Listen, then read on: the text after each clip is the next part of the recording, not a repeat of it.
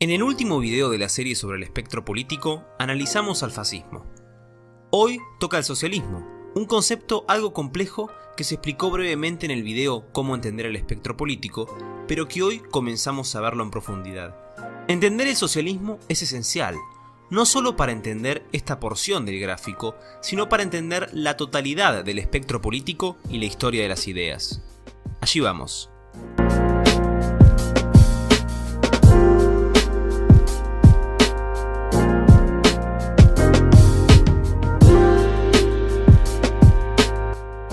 En primer lugar, ¿qué es el socialismo?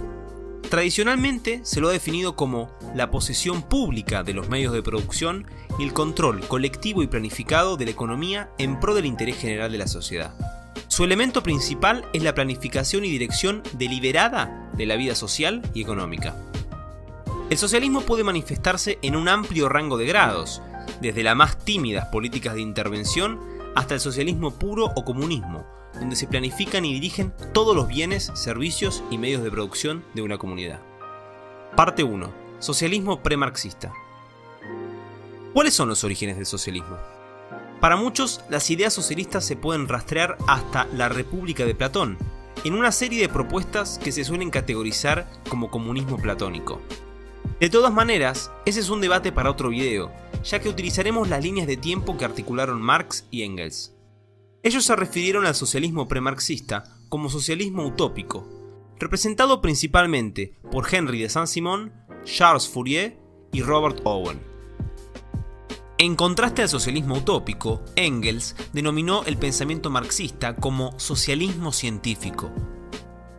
En este video veremos cómo se gestó el socialismo premarxista o socialismo utópico. ¿Cómo nació el socialismo utópico? En los inicios del siglo XIX, varios intelectuales comenzaron a sentir una gran sensibilidad social por las miserables condiciones en las que vivía la clase obrera en Francia y en Inglaterra.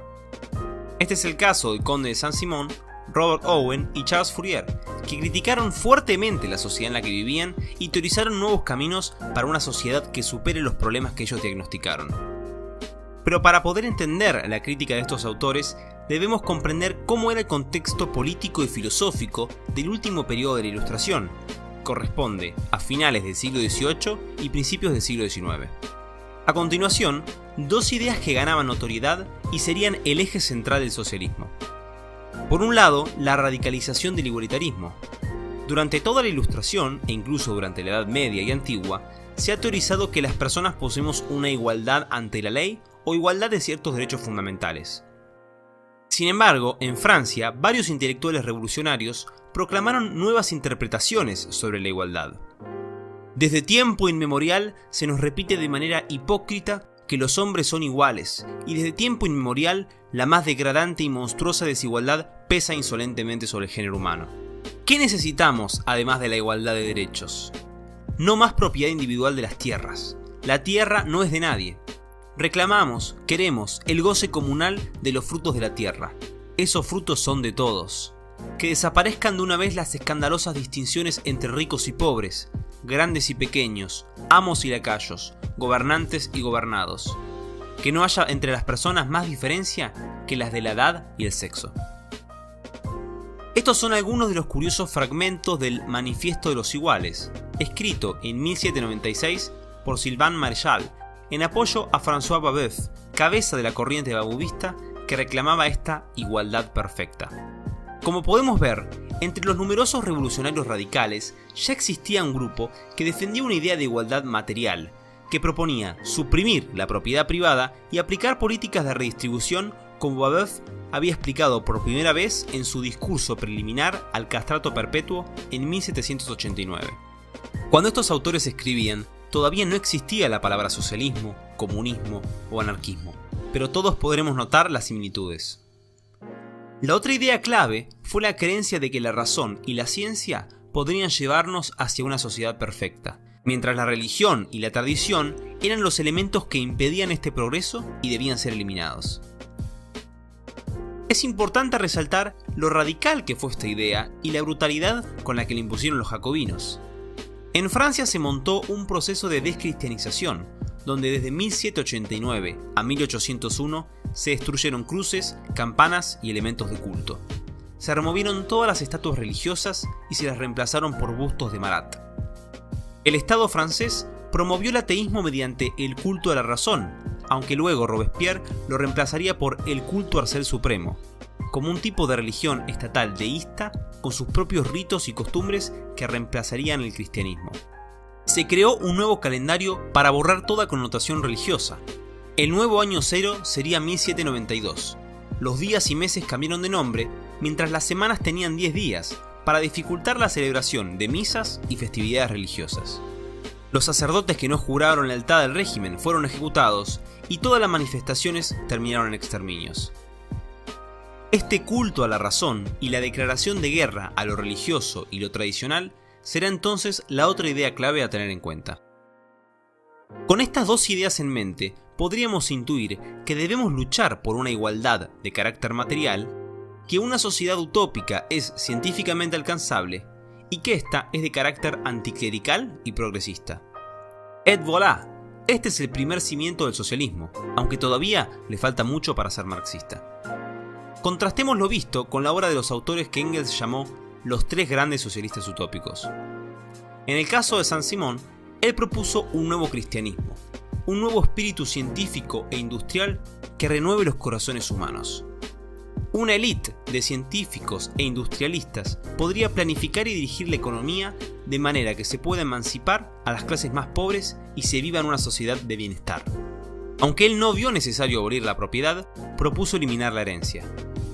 Para Charles Fourier, la solución estaba en los falansterios, comunidades de hasta 1620 personas donde no había propiedad privada, salarios ni mercado. En cuanto a su estructura, estaba minuciosamente planeado cada detalle. En una llamada etapa armónica, se profetizaba que la comunidad superaría todo sufrimiento e injusticia humana. Sus ideas no fueron muy populares en Europa, pero en Estados Unidos se hicieron más de 40 falansterios, aunque ninguno duró más de 2 años. Como dato curioso, en 1871 en Argentina, un grupo de inmigrantes estableció un falasterio llamado Colonia Hughes, en la provincia de Entre Ríos. En el caso de Robert Owen, él veía que existía una trinidad del mal que podía explicar todos los problemas de la humanidad: la religión, el matrimonio y la propiedad privada. Esas eran sus palabras escritas en la Declaración de la Independencia Mental en 1826. Owen, uno de los empresarios más importantes de Manchester, era un filántropo y se preocupaba mucho por el bienestar de sus empleados. Bajo la idea de diseñar una comunidad perfecta, Owen compró un pueblo en Indiana, Estados Unidos, que sería el comienzo para regenerar la humanidad. El experimento en esta colonia, llamada New Harmony, se basó en la propiedad colectiva, la redistribución de la producción y la igualdad de sus miembros. New Harmony, que atrajo un montón de intelectuales, duró solo 2 años, ya que por más que se habían intentado reiteradas reformas, el sistema no funcionaba y terminó colapsando. Owen volvería a Inglaterra, donde organizaría reuniones socialistas para debatir e intercambiar ideas.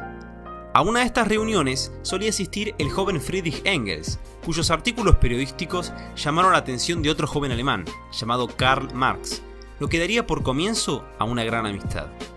Para finalizar este primer video sobre el análisis al socialismo, propongo reflexionar sobre una pregunta. ¿Podemos sugerir algún autor que sea la raíz del nacimiento de ese nuevo movimiento socialista? Sin ninguna duda, ese es Jean-Jacques Rousseau. Rousseau teorizó que el humano era bueno por naturaleza, pero desde la aparición de la propiedad privada y la división del trabajo, el hombre se corrompió y apareció el peor mal de todos, la desigualdad social. Rousseau critica enormemente la desigualdad social, que para él no es algo natural, sino un producto de la historia, de la explotación del hombre por el hombre gracias a la propiedad privada. La solución que propone es un nuevo contrato social, donde todos sometamos nuestros derechos al Estado en son de la voluntad general. Cada uno de nosotros pone en común su persona y todo su poder bajo la suprema dirección de la voluntad general, y recibimos en cuerpo a cada miembro como parte indivisible del todo. Más de uno sugiere que estas ideas ponen la obra de Rousseau como la principal inspiración de los movimientos socialistas y totalitarios. Esto además es muy visible ya que la gran mayoría de autores que nombramos en el video tienen referencias directas al pensamiento de este filósofo ginebrino. El socialismo marxista, aunque compartirá una misma base con el socialismo utópico, agrega un gran número de elementos que serán analizados en la próxima parte. Deja tus opiniones, ideas y propuestas en los comentarios. No te olvides de darle me gusta al video si te gustó. Muchísimas gracias por ver el video y los veo en el próximo.